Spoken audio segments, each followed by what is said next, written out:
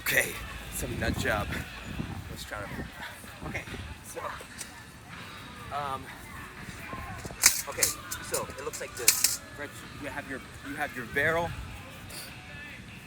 You have your barrel.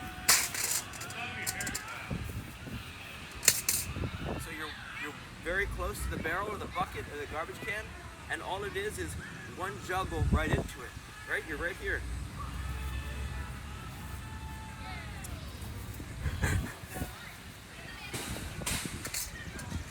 Right there. So as they improve, you take a step back and you take away the bounce.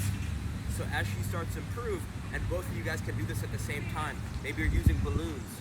Maybe you're using a hacky sack. Maybe you're using a size 1 ball. So over time, it's both thighs alternating. Then taking more steps back. You could do right thigh only, do left thigh only. Right, so as she gets better, you take more and more steps back.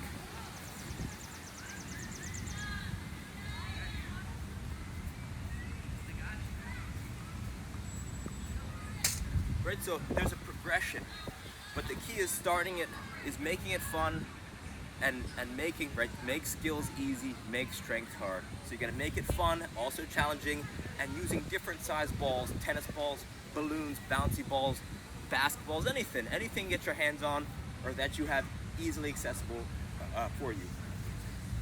Lastly, okay, so just by investing in 2 cones, and you have that size 1 ball or whatever ball you have, you guys can start to play 1v1 to cones, right? So you set up a cone, right?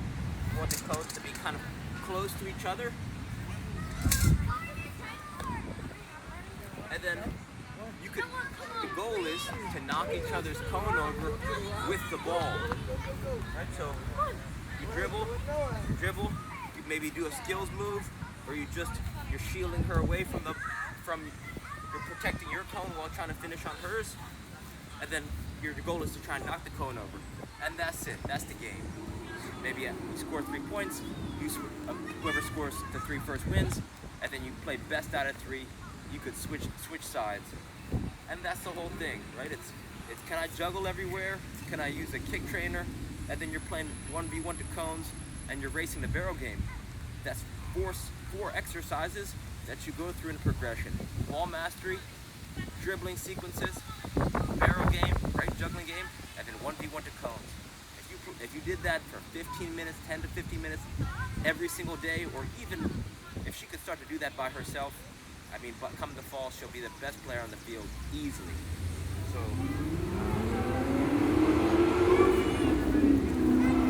the last thing that comes to mind is a ball.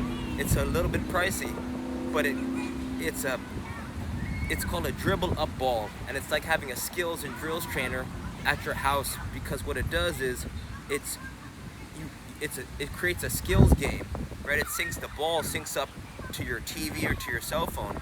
So it's like having a skills and drills trainer at your own home. This might be tough for some families who are limited with financial resources, but if she's really committed to playing, if she loves playing, if she's waking up and spending a lot of time doing it, and you're willing to test out this commitment, I would say test it out, because the way I learned was through skills games, right? Like I said, I basically played. That's how Tom Turnbull taught. That's how he taught, through skills games. So if you could also argue that the cost of driving to a training clinic, spending time at the training clinic, and then driving home might offset the cost of the dribble up balls monthly. It might be a monthly subscription. So that's something that you could kind of figure out, and right, maybe you buy it, and if she don't use it or he don't use it, then just send it back, right? Then just cancel it. So and this is the last thing that I'll finish with. So that the trainer Tom Turnbull, he taught us this one dribbling sequence, and why dribbling sequences are so powerful is because it's a rhythmic pattern. And what this does, it allows, players to rapidly improve their dribbling abilities because they're not thinking about dribbling, right? So this is what it looks like.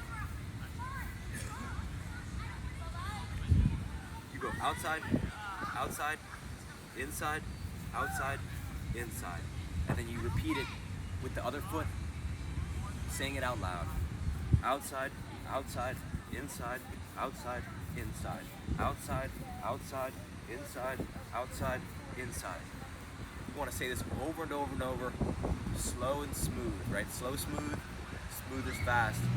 As she repeats this, right? So you want to learn this so that you can teach it to her or him. As you repeat this, what's going to happen is she's going to develop an awareness of the ball at her feet. As she develops that awareness, it's going to allow her to pick her head up and make better decisions, see pressure from defenders, allow her to make better shots on goal. So for all those reasons, this is something that a lot of people don't know about and is super powerful in terms of improving dribbling abilities. Once you improve dribbling abilities, passing and shooting also improve. That's about it, right? These are just easy, these are fun things that you and her could do, but you want to start to become her training partner. Because then, right, if you could start to spend 60 seconds a day yourself improving your own juggling abilities, I mean, think about it.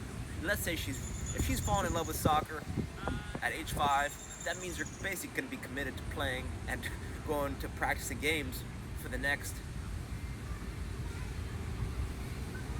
13 years, right? 5, 8, 3 more years, that's 8, and then 8. You could call it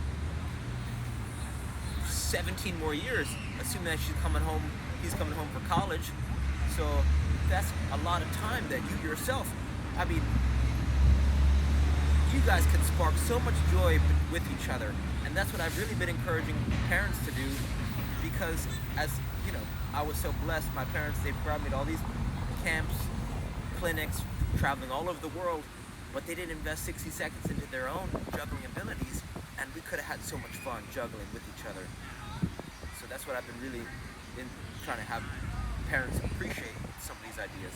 So hopefully some of this stuff's helped, and reach out with any questions. All right, thanks.